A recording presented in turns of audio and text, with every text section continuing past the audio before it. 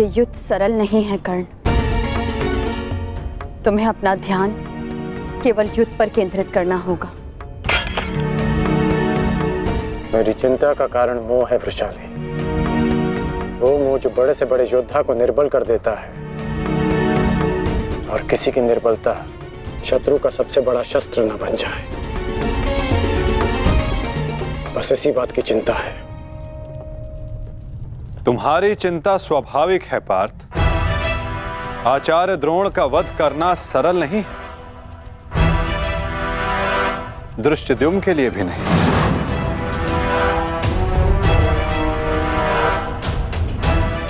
तो क्या कोई व्यू नहीं जो हम आचार्य द्रोण के विरुद्ध उपयोग कर सके? मैंने कहा कि आचार्य द्रोण का वध करना सरल नहीं। मैंने ये नहीं कहा कि ऐसा करना असंभव है।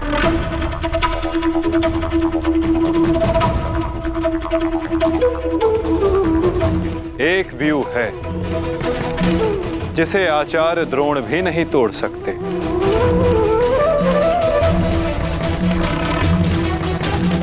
पुत्र मोह व्यू। आचार्य द्रोण को परास्त करने का केवल एक ही अस्त्र है, अश्वत्थामा।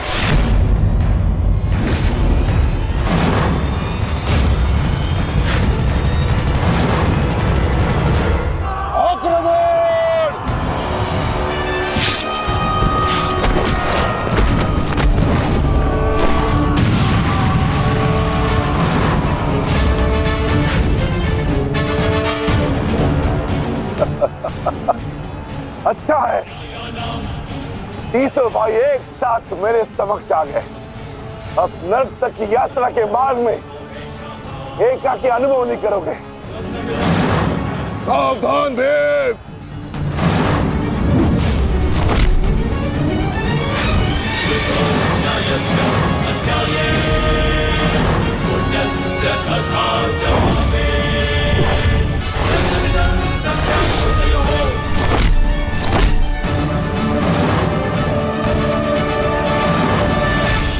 आज मैं हस्तिनापुर नरेश महाराज धृतराष्ट्र के सभी पुत्रों का कवच हूं। यदि किसी ने भी उन्हें हानि पहुंचाने का दुस्साहस किया तो उसे मृत्यु मैं स्वयं दूंगा, और ये मेरा संकल्प है।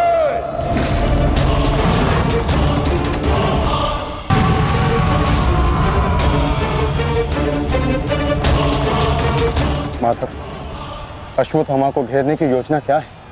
हमारी योजना तो कब की प्रारंभ हो चुकी है पार्थ।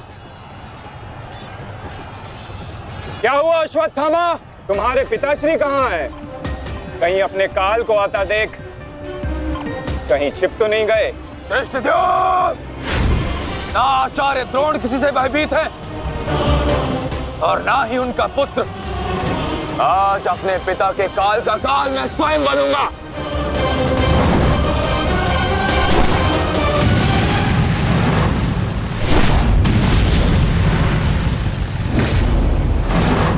बस इतना ही सीखा है अपने पिता से? आओ अश्वत्थामा, आज मैं तुम्हें जीवन का पाठ पढ़ाता हूं। भाग कहां रहे हो कायर? साहस है तो द्वंद्व करो। आरती, पीछा करो।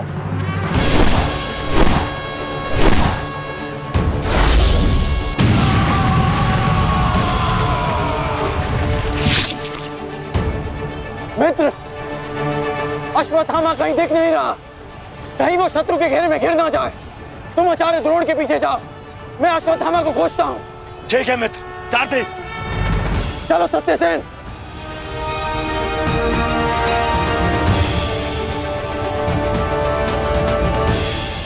तुम मेरे पिताश्री के काल हो, मेरे नहीं। परंतु आज मैं तुम्हारा काल बनकर आया हूँ। सावधान।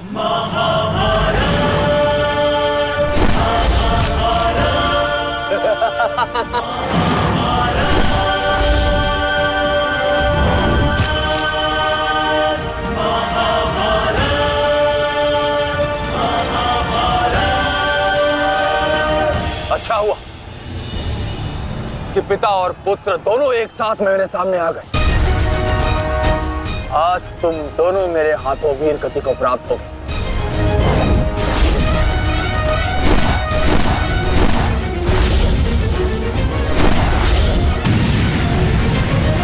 गुरुदेव, आज तो आपने भीम से अश्वत्थामा को बचा लिया था, किंतु कब तक? अब चाहे हमारा वध कर दो, किंतु हमने भी आज संकल्प लिया है कि मृत्यु दोनों पक्षों में होगी।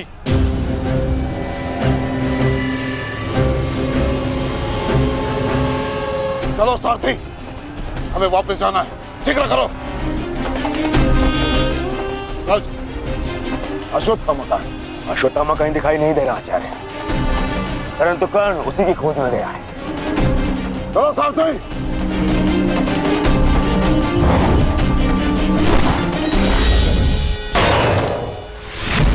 अब तुम्हारी सहायता के लिए ना कोई सैनिक है और ना कोई व्यू। अब तुम दोनों को मेरे हाथ से कौन बचाएगा? सावधान! अश्वत्थामा, तुम स्वयं व्यू में खड़े हो। इस व्यू को शमशान व्यू कहते हैं।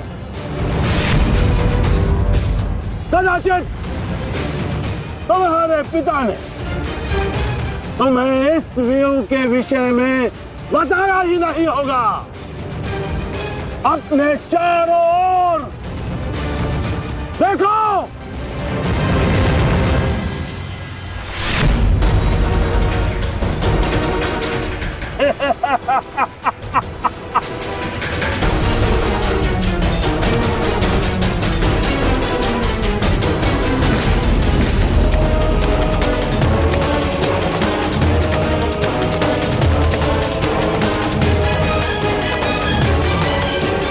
अश्वत्थामा, सावधान!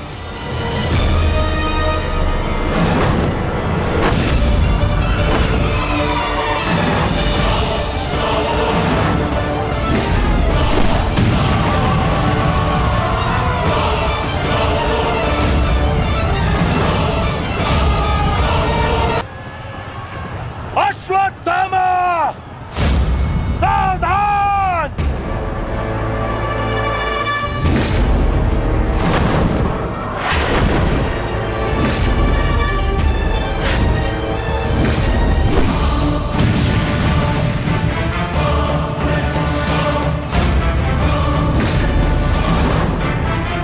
दूसरों की चिता के लिए सजाई गई लकड़ी कभी कभी स्वयं को भी जला देती है। धृष्टद्युम्न, अर्जुन, अंगराज कर्ण अश्वत्थामा की रक्षा के लिए शमशान व्यू में आ चुका है। हमारी योजना संकट में है।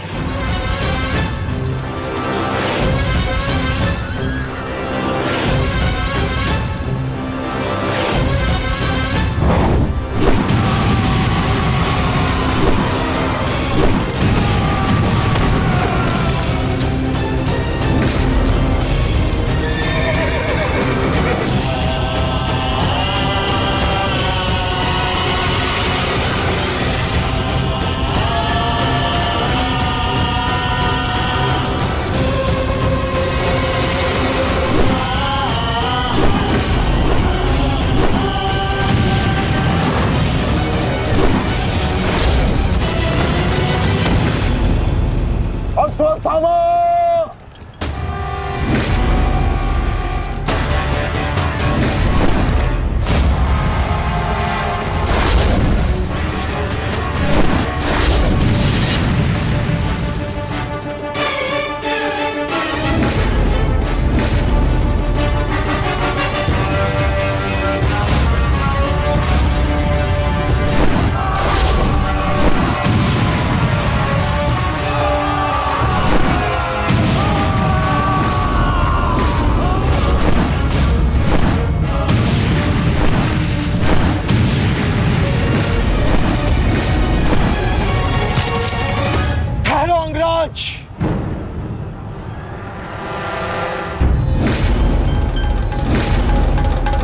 स्मरण है ना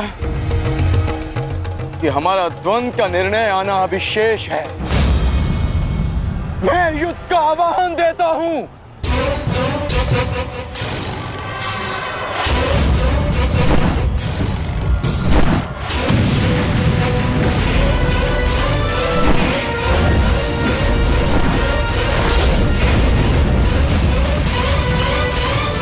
सावधान द्रुपद।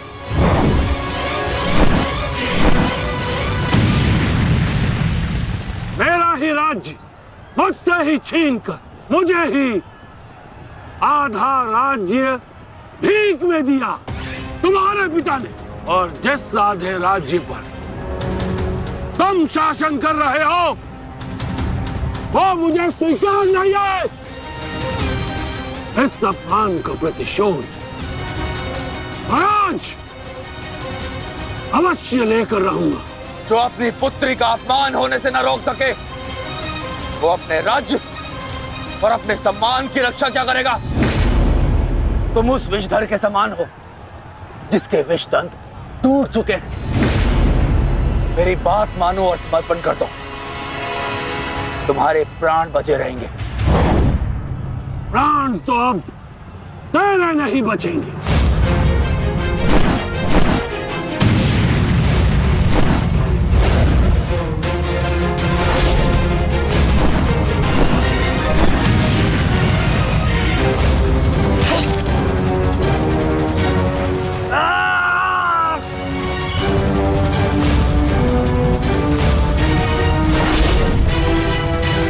द्रुपद,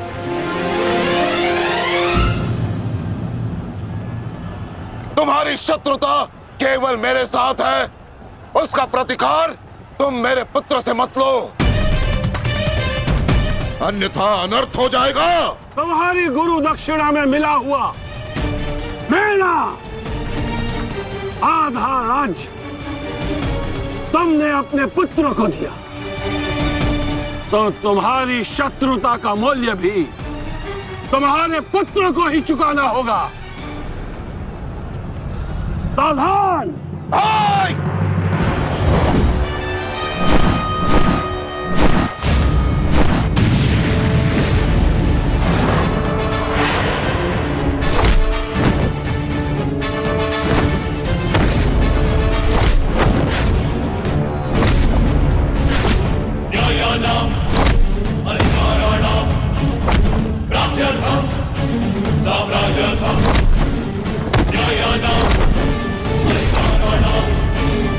दुर्योधन, भीम ने तुम्हारे और 5 अनुजों का वध कर दिया है और अभी उसकी रक्त पिपासा बुझी नहीं है। दुर्योधन,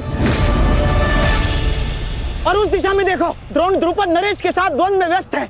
अब केवल तुम ही उस भीम को रोक सकते हो। दुर्योधन, शीघ्रता करो। तो क्या द्वंद्व बीच पे छोड़कर जाओगे दुर्योधन? उसके लिए उनका अनुज पर्याप्त है। दोस्त, आप जाइए, इनके द्वंद्व की कामना मैं पूर्ण करता हूं।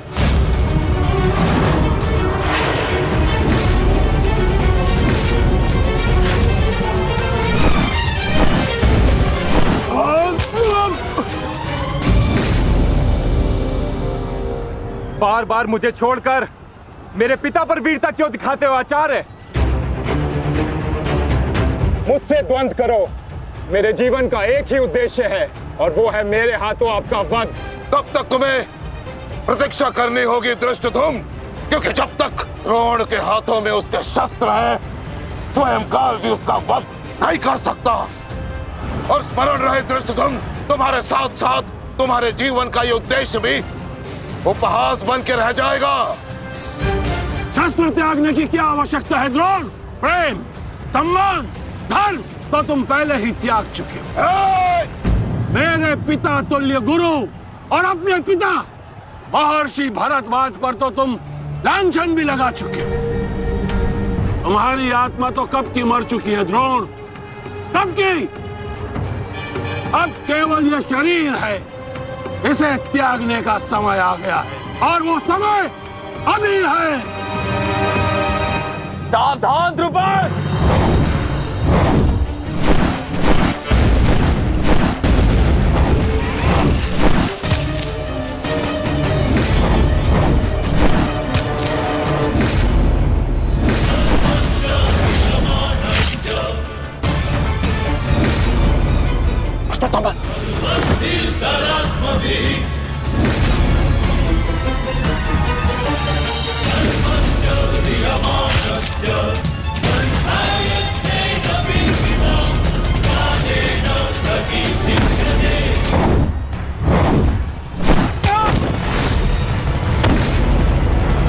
पिताश्री!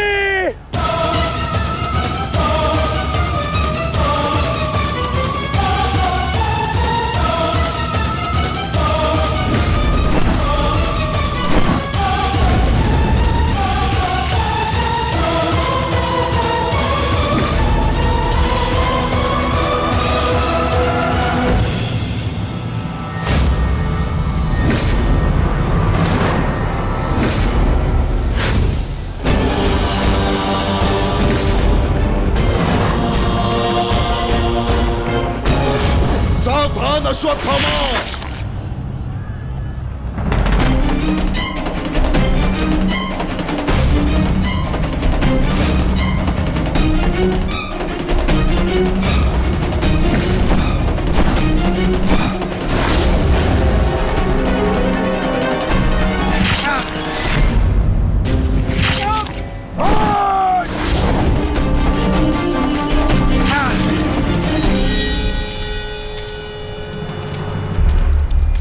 पिताश्री!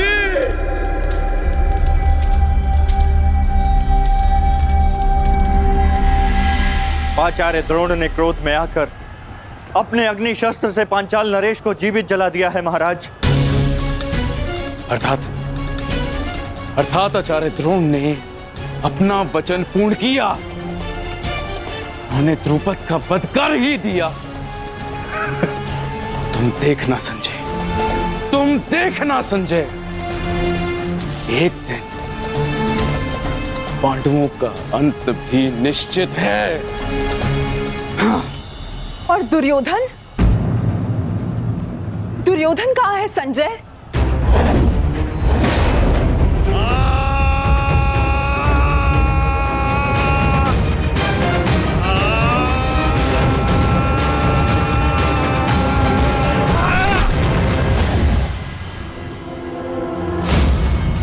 तुम्हें ज्ञात भी है, अब तक तुम्हारे 55 अनुजों का रक्त मैं अपनी गदा को पिला चुका हूं।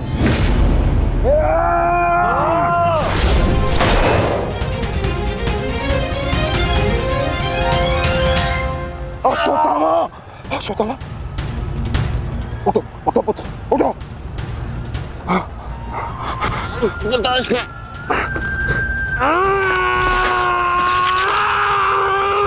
पुत्र, पुत्र, पुत्र, तुम बहुत अधिक चोटिल हो गए हो। तुम एक काम करो, तुम शिविर में जाओ, जाओ। नहीं पिताश्री, मैं कोई बालक नहीं हूँ पिताश्री जो इस चोट से हार जाऊंगा। एक योद्धा रणभूमि छोड़कर नहीं जाता पिताश्री। मेरी बात मानो, तुम्हें बहुत आवश्यक है, वहां जाना है। जाओ शिविर में जाओ, जाओ पुत्र, मेरी बात मान लो, जाओ, जाओ पुत्र। अनर्थ कर दिया तुमने द्रोण। मुझे मेरे पिता की मुखाग्नि देने का अवसर भी नहीं दिया। अब तुम्हें आर्य भी मेरे हाथों से नहीं बचा सकते।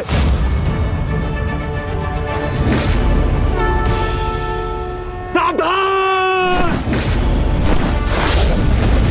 मैं जानता हूं तुम एक वीर योद्धा हो, पर तुम बहुत अधिक चोटिल हो गए पुत्र। तुम इस अवस्था में युद्ध नहीं कर सकते। तुम्हें उपचार की आवश्यकता है। जाओ, तुम्हें मेरी शपथ है पुत्र, जाओ। जो आज्ञा पिताश्री।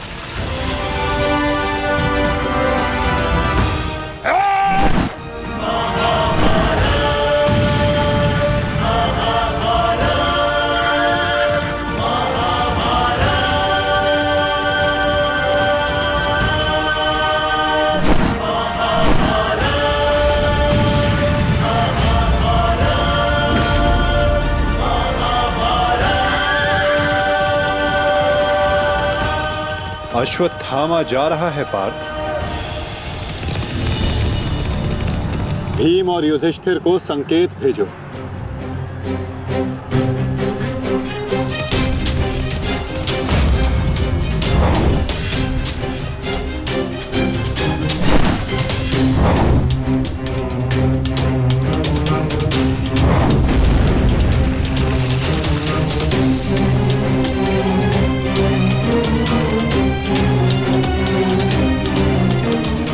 अर्जुन कोई संकेत दे रहा है।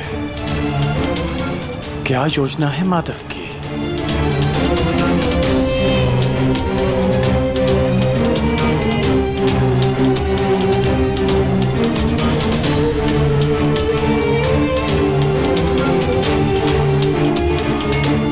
जाना तो नहीं चाहता,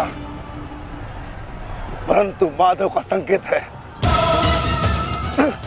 मुझे जाना होगा। प्रतीत होता है तुम्हारे जीवन के कुछ प्रहर अभी शेष है।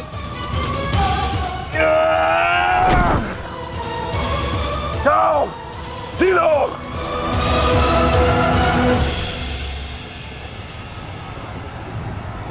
सारथी, आगे बढ़ो।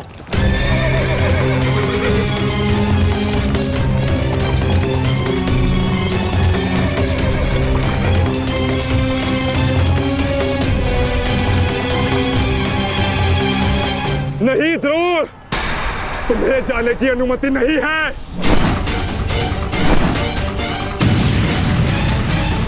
कर्ण, अश्वत्थामा की सहायता करो। वो बहुत अधिक जख्मी है और भीम उसके पीछे है। जाओ।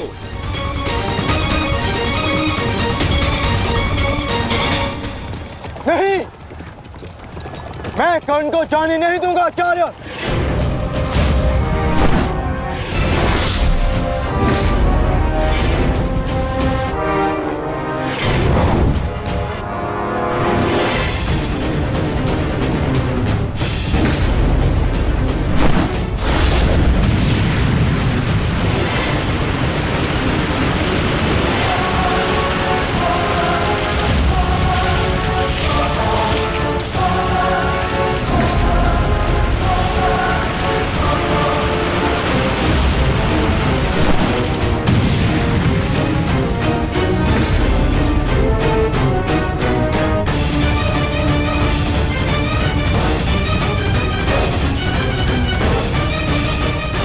स्मरण रहे पार्थ, यदि कर्ण अश्वत्थामा की सहायता के लिए वहां पहुंच गया तो हमारी योजना विफल हो जाएगी।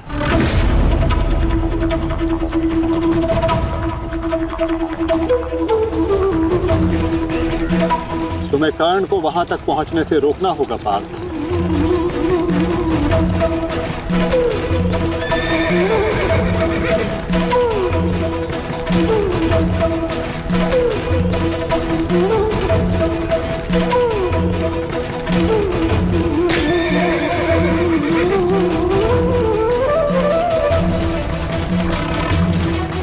हमें केवल अश्वत्थामा के साथ बने रहना है। उसे किसी भी परिस्थिति में अकेला नहीं छोड़ना है। सत्यसेन, शीघ्रता करो।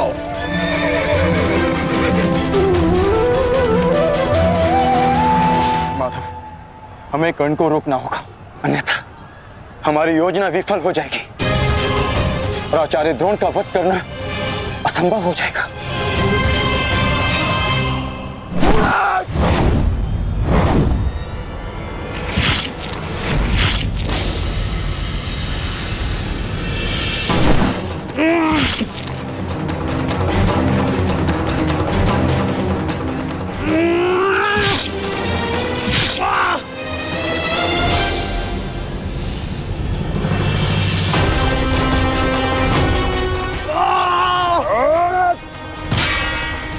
अभी भी समय है, लौट जाओ।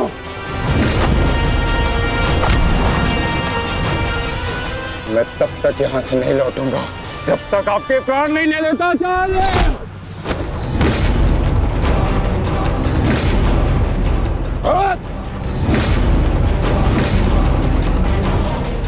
कहा था मैंने कि मैं पिता और पुत्र का वध एक दिन में नहीं करना चाहता, परंतु तुमने मुझे विवश कर दिया।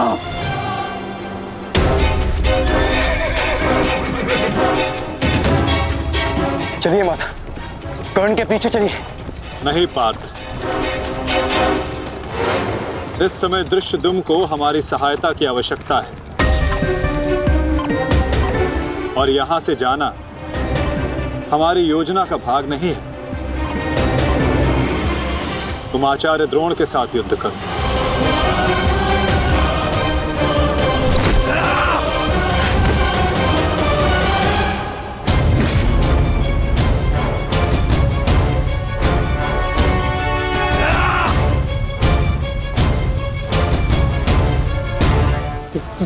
दूर हटो, मैंने कहा दूर हटो। अन्यथा परिणाम ठीक नहीं होगा। तू हटो। देखा देश, अंत समय आने पर भी कुछ मूर्खों की अकड़ नहीं जाती, उनकी अकड़ उनके मृत्यु के साथ ही जाती है।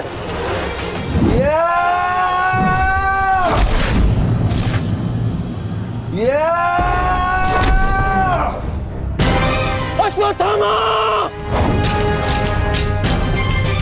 अब तुम्हारा अंत आ गया अश्वत्थामा। अश्वत्थामा!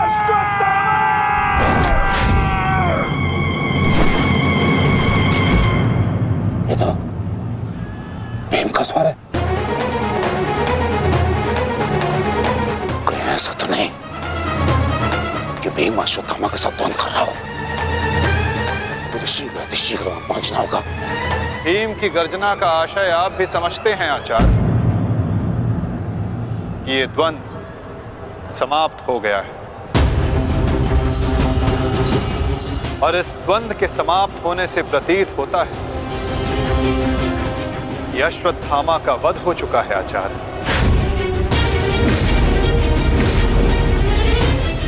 असंभव, असंभव नहीं है माधव।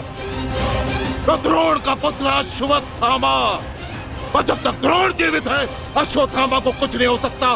मेरा हृदय कहता है कि मेरा पुत्र जीवित है, कुछ नहीं हुआ उसे। और वैसे भी मुझे आपके बातों पे विश्वास नहीं है माधव। यही विचार पांडवों का भी था आचार्य कि युद्ध भूमि में उनके रहते हुए अभिमन्यु का वध नहीं हो सकता, उसकी मृत्यु नहीं हो सकती। परंतु ऐसा नहीं हुआ आचार्य। जब काल के रूप में जयद्रथ आ सकता है, तो काल के रूप में विकोदर भीम भी आ सकते हैं। काल की गति को कोई नहीं रोक सकता आचार्य।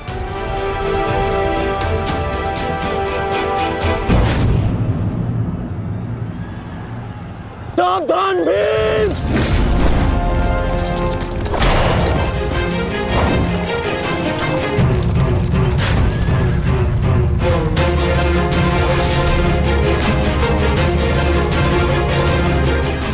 अश्वत्थामा, अश्वत्थामा, तुम ठीक हो? तुम ठीक हो? हाँ अंगराज।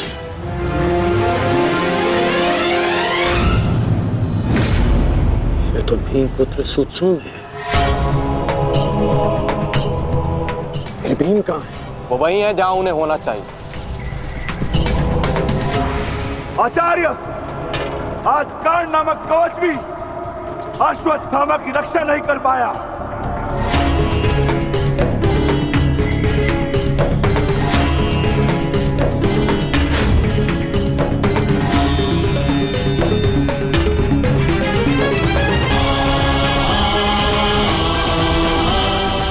ये पांडवों की योजना है, मुझे आचार्य द्रोण से दूर रखने के लिए। अंगराज, आप कहना क्या चाहते हैं? क्या कहना चाहते हैं अंगराज? आज पांडवों का लक्ष्य तुम नहीं, आचार्य द्रोण है। सत्य है ये, मेरा पुत्र अभी तक जीवित है, कुछ नहीं हुआ उसे। सत्य कहो, सत्य कहो भीम।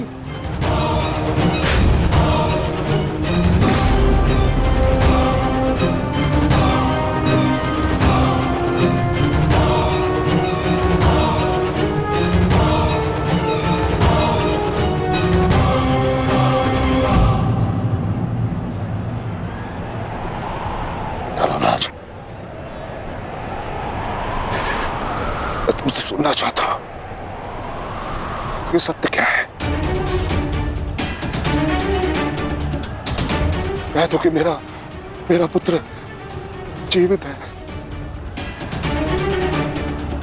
तुम्हारा उपयोग केवल मेरा ध्यान भटकाने के लिए था। मुझे इस बात का आभास क्यों नहीं हुआ? आचार्य द्रोण के प्राण संकट में है। चलो अश्वत्थामा, चलो। सत्य कह दो कि आज भी मेरा पुत्र जीवित है, कुछ नहीं हुआ उसे, कोई उसका वध नहीं कर सकता। कहते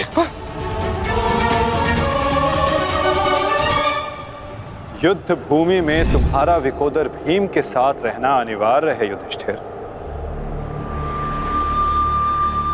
क्योंकि आचार्य द्रोण जानते हैं कि विकोदर भीम असत्य बोल सकते हैं,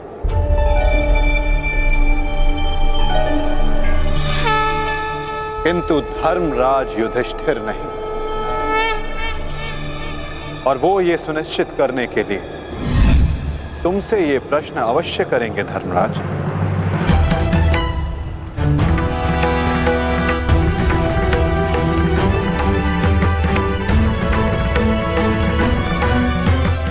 आप मेरे शत्रु हैं आचार्य, कौरवों के सेनापति। ये आवश्यक नहीं कि मैं आपके हर प्रश्न का उत्तर दूं। शीघ्र करो सत्यसेन। प्रश्न का उत्तर तुम्हें देना होगा धर्मराज। भले मैं कौरवों का सेनापति हूं, परंतु ये मत बोलो कि मैं तुम्हारा गुरु भी हूं। इसमें सत्य तुम्हें कहना होगा, बताना होगा मुझे। मेरा पुत्र जीवित है और यही सत्य है, मुझे पता है। ज्येष्ठ, बता दीजिए आचार्य द्रोण को सत्य क्या है? अधर्म को उसके घर में पराजित करने के लिए अधर्म की चौखट पार करनी ही पड़ती है युधिष्ठिर। ये सत्य है आचार्य द्रोण कि भीम ने अश्वत्थामा का वध कर दिया।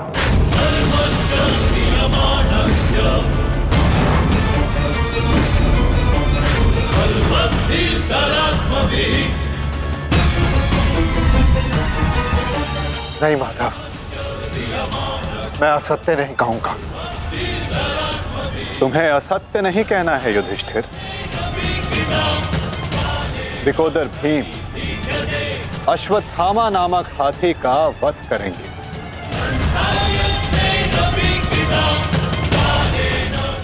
तुम्हें केवल ये कहना है कि अश्वत्थामा मारा गया। इससे ना तुम्हारा धर्म टूटेगा और हमारी योजना भी सफल हो जाएगी।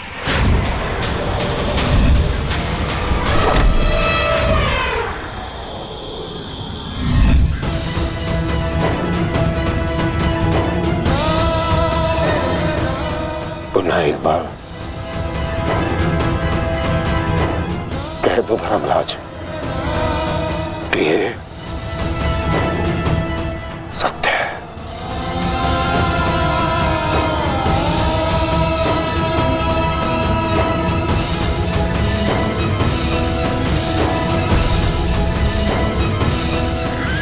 शीघ्र करो सत्यसेन।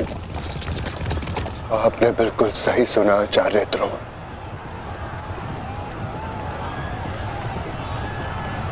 अश्वत्थामा मारा गया।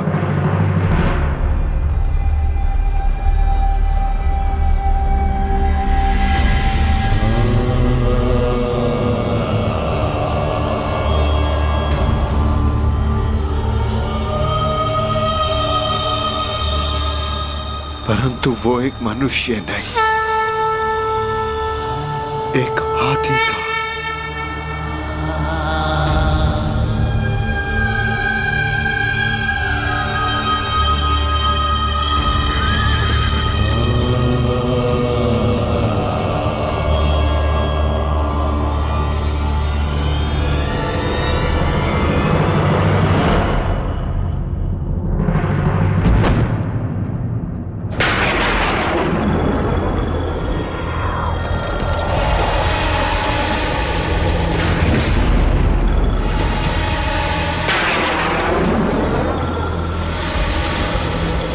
जिस पुत्र के लिए आप आचार्य से शिक्षक बन गए, जिस पुत्र के लिए आपने अपने शिष्यों से गुरु दक्षिणा नहीं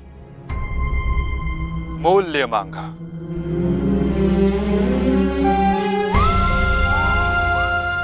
और उसी पुत्र के कारण आप एक एक करके अधर्म की सीढ़ियां चढ़ते चले गए आचार्य। मनुष्य प्रेम में उत्थान करता है, परंतु मोह में केवल उसका पतन होता है आचार्य। आप जिसे पुत्र प्रेम समझते रहे वो पुत्र प्रेम नहीं, पुत्र मोह था आचार्य, और वही आपके पतन का कारण भी।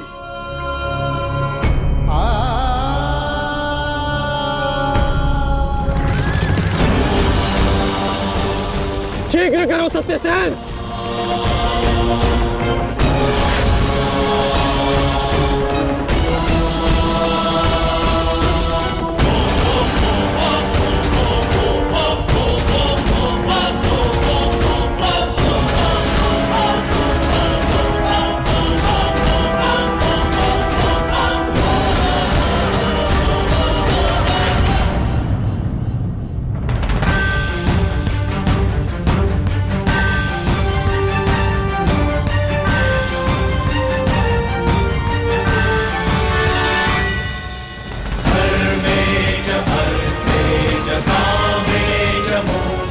मेरा पुत्र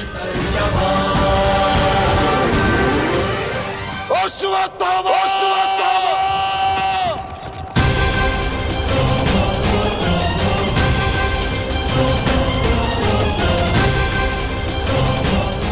आपके साथ छल हुआ है आचार्य। अश्वत्थामा जीवित है। पिताश्री! पिताश्री!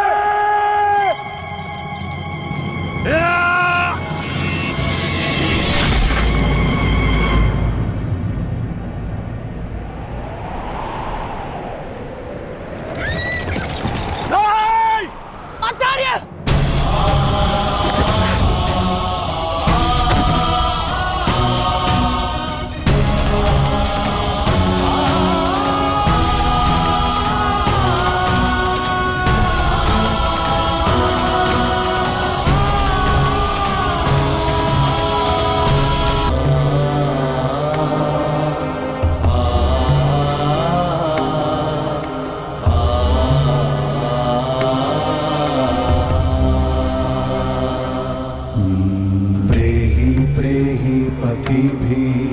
पूर्वेर्भिर्यत्रा ना पूर्वे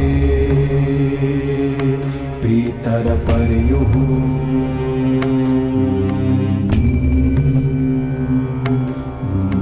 भूभरार्जना स्वधया मदन्तायमं पश्यासि वरुणं च दिवम्।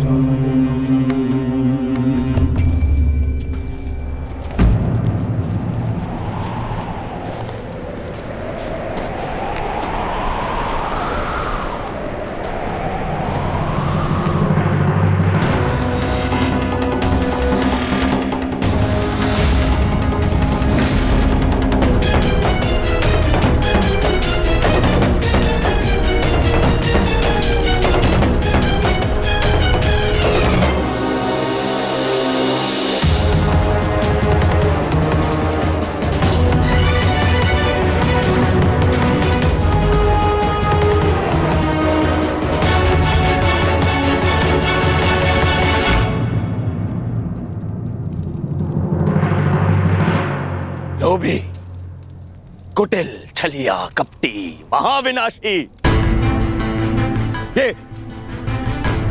ये सारी उपाधि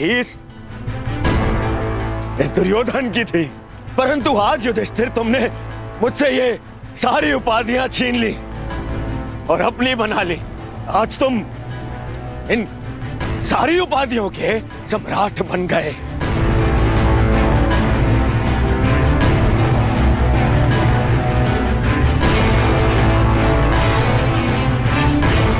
प्रणिपात सम्राट, अरे अरे बोलो, सम्राट आए हैं। छल सम्राट युधिष्ठिर की जय बोलो, बोलो छल सम्राट युधिष्ठिर की जय। परंतु सम्राट मुझे समझाइए, अब कौन सा कार्य शेष रह गया? आपने यहां आने का कष्ट कैसे किया सम्राट? अरे कहीं ऐसा तो नहीं कि लकड़बग्घे की तरह गुरु आचार्य द्रोण के शव पर भोज मनाने आए हैं आप?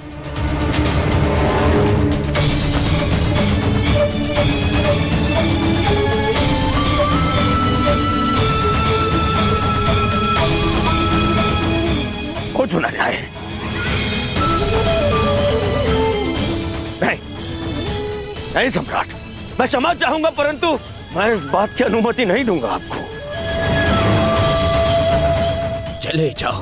चले जाओ यहाँ से, अन्यथा मैं आप लोगों के शव पर उत्सव मनाऊंगा। चले जाओ। हम यहाँ युद्ध करने नहीं आए, अपने गुरु के अंतिम दर्शन करने आए हैं। इस समय मैं अर्जुन नहीं, अपने गुरु का शिष्य हूं।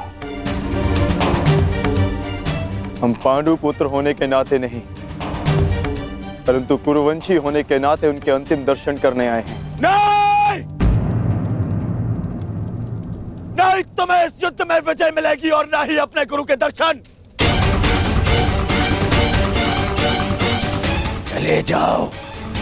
चले जाओ यहां से, अन्यथा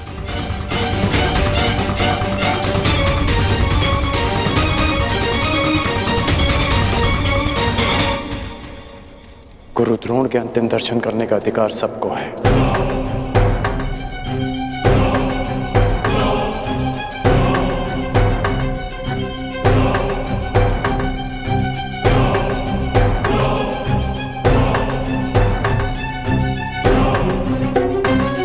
बहुत बड़ी गुरु दक्षिणा दी आपने अपने गुरु को, छल से मृत्यु दी तुमने अपने गुरु को। उन्होंने अनेकों दिव्यास्त्र सिखाए तुम सबको, परंतु विश्वासघात नामक अस्त्र का कोई उत्तर नहीं था उनके पास। धर्मराज, क्या उत्तर है आपके पास आपके छल का?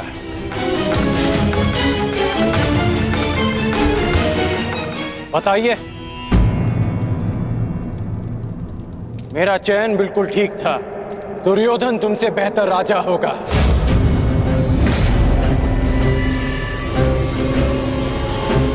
दुर्योधन की अनीतियों पर मैं क्रोधित हूं, परंतु तुम्हारी अनीतियों पर मुझे घृणा आती है। मित्र, शिष्य होने के नाते अपने गुरु के अंतिम दर्शन का अधिकार है इन्हें? नहीं, अंगराज ठीक कह रहे हैं मित्र।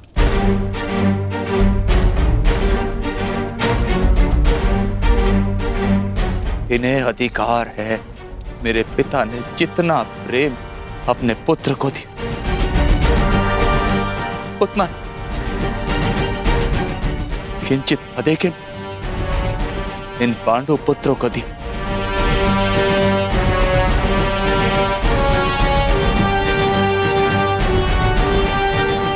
उससे भी अधिक इस अर्जुन को। एक पुत्र अपने पिता का ऋण चुकाता है, उसे जीवन देने का ऋण। मैं भी अपने पिता के दिए जीवन का ऋण चुकाऊंगा, और वो ऋण पांडवों को चुकाना होगा।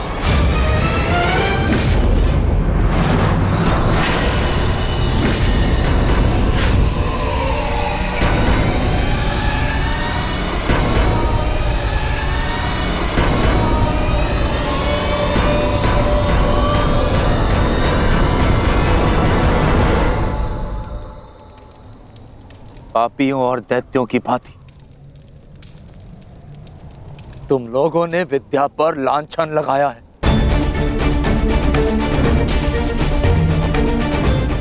ज्ञान का नाश किया है तुम लोगों ने, नाश। धिक्कार है तुम लोगों पर।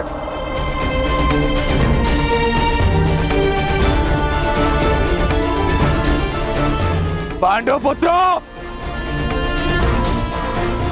जब तक मैं तुम्हारी मृत्यु अपनी आंखों से ना देख लूं, मुझे मृत्यु प्राप्त नहीं होगी। तुम्हारे वंश के साथ मृत्यु की होली खेलूंगा मैं। जिन बच्चों ने आज मुझे रोका, मैं उनकी सांसें रोक दूंगा।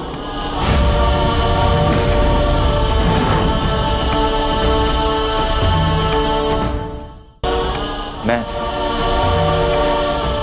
उनकी सांसें रोक दूंगा।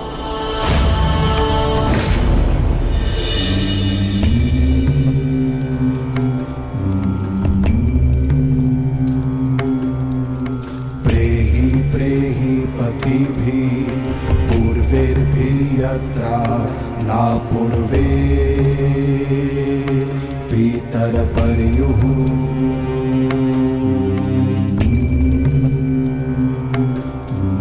भूभराजना स्वधया मदन्तायमं पश्यासि वरुणं च दिवम्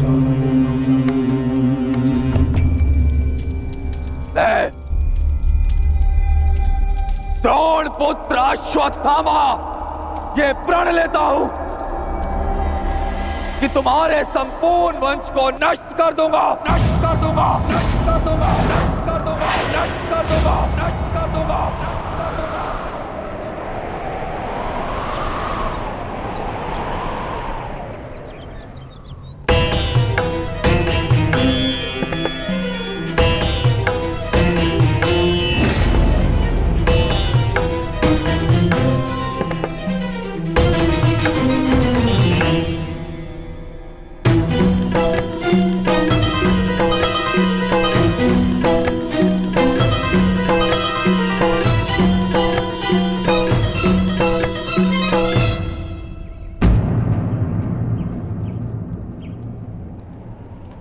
क्या सोच रही हो सखी? असंख्य चिताएं, असंख्य अग्नि जलकर भस्म हुआ मेरा मान, मेरा सम्मान, मेरा अभिमान, मेरे सभी संबंध, ये सब लाभ भी तो हानि को ही मिले हैं।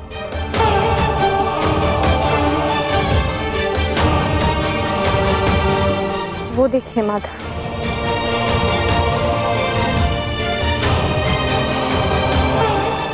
भ्राता धृष्टद्युम्न के जीवन का गणित संपूर्ण हुआ।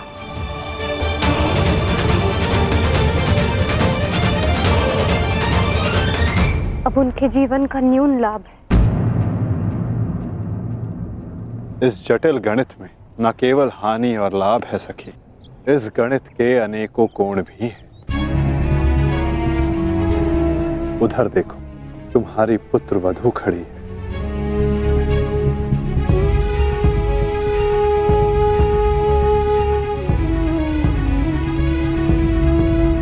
जो वस्त्र हरण तुम्हारे साथ हुआ, वो अन्य किसी स्त्री के साथ ना हो, उसकी लज्जा का रक्षण हो सके, ये लाभ। संसार में शोषण करने वालों को पर्याप्त दंड मिल सके सखी, ये लाभ। आने वाली पीढ़ियों को ज्ञात रहे कि स्त्री का मान भंग करना, उसका शोषण करना मानव हत्या से भी अधिक दंडनीय अपराध है, ये लाभ। और ऐसे लाभ के लिए बलिदान अनिवार्य है सखी, और ऐसे बलिदान देने की क्षमता सब में नहीं होती सखी।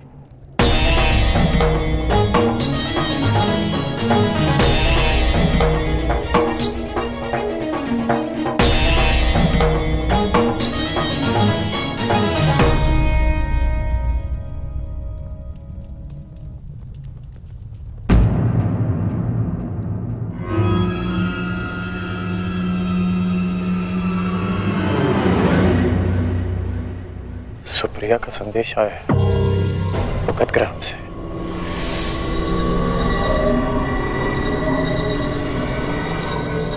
वो मृत्यु शैया पर है।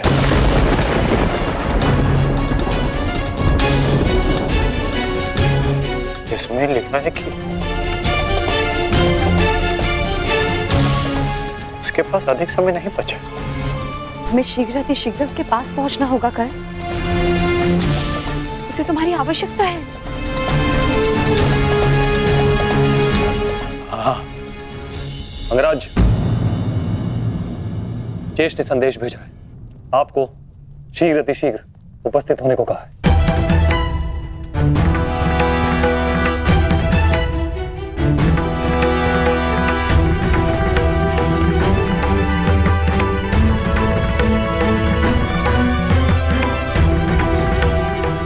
मुझे जाना होगा, दुर्योधन के पास जाना होगा।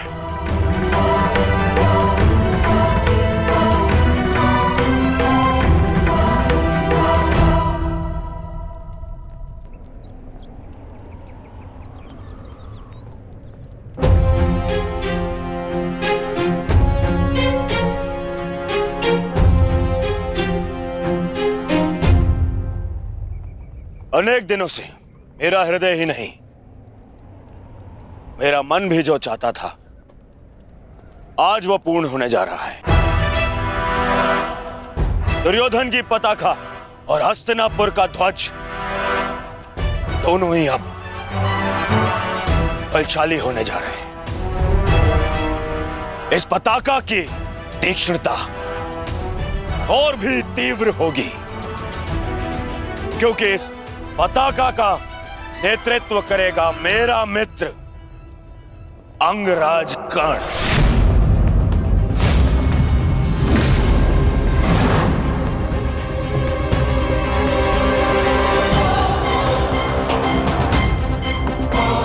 मित्र, आज से मैं निश्चिंत हो गया। मुझे पूर्ण विश्वास है कि तुम्हारे नेतृत्व में इस युद्ध में विजय हमारी ही होगी। आज से हमारी सेना के सेनापति हो तुम।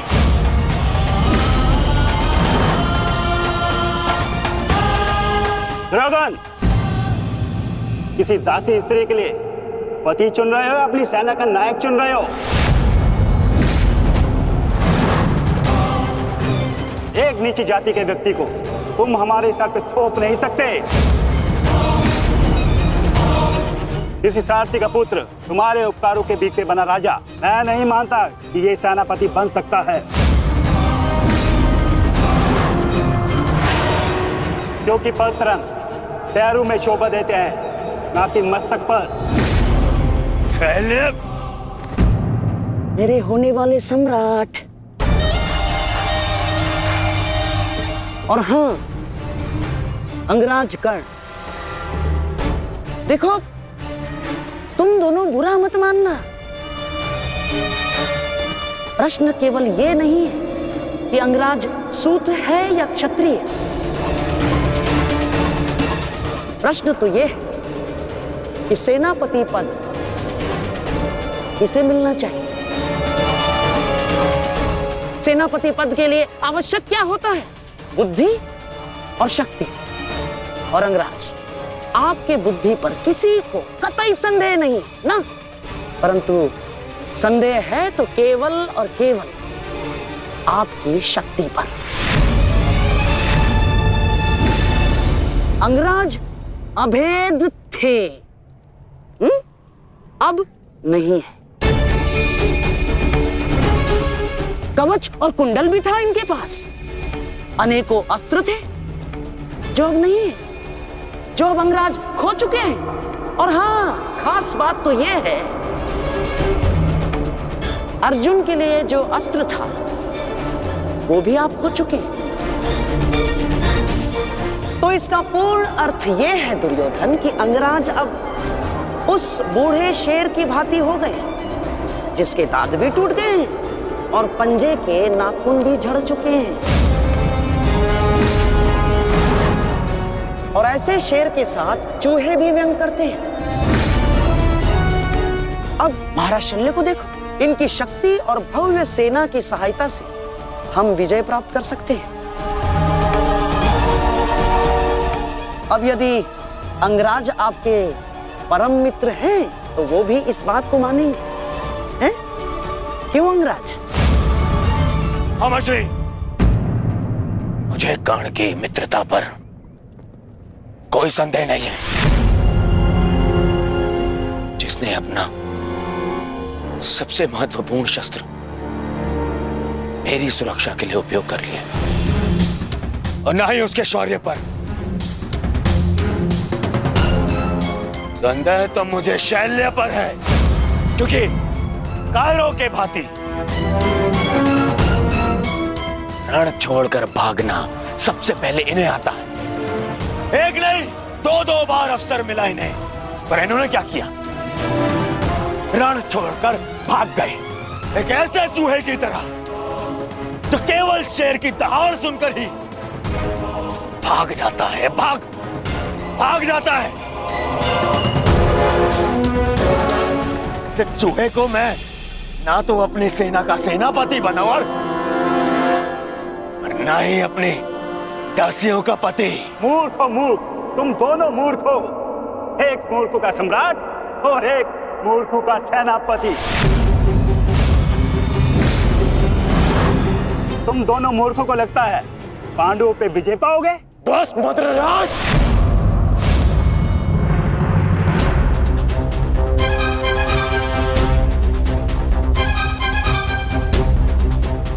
मैं भले ही छोटी जाति का हूं, परंतु तुम्हारे कार्य और तुम्हारी जीवा मुझसे भी निचली जाति के हैं।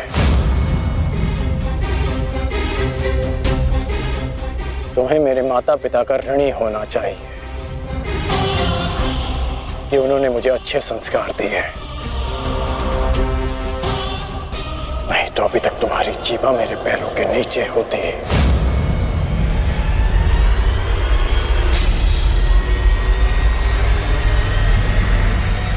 अब एक और शब्द अपनी जीभा से निकाला तो मैं अपने सारे संस्कार भूल जाऊंगा, और ये भी भूल जाऊंगा कि हम दोनों एक ही पक्ष में हैं।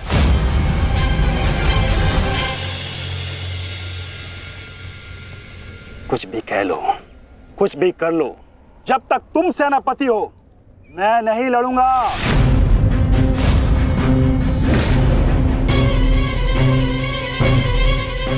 कायर, पीठ दिखाकर भाग रहा है। भूल गया अपने वचन, अपने प्राण कि भेज दूं तुम्हारे राज्य में यह संदेश कि उनका राजा न केवल भगोड़ा है, पर अपने वचन भी नहीं निभाता।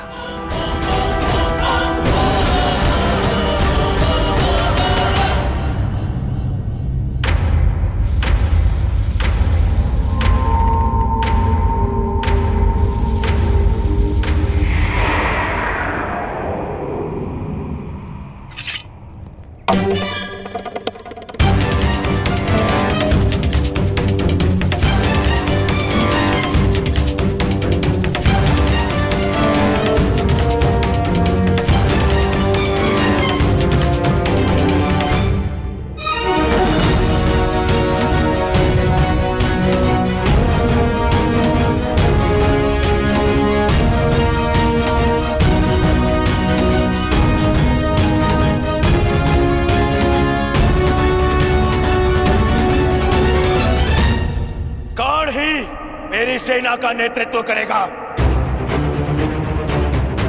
उन पांडवों ने केवल छल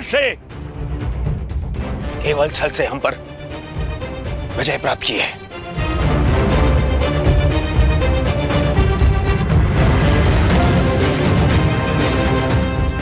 कर्ण मेरा कवच है, मेरा विश्वास है।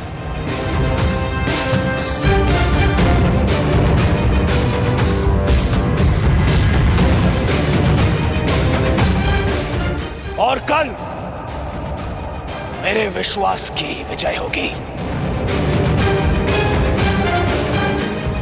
मेरे सामर्थ्य की विजय होगी, और मेरे शत्रु के छल की पराजय।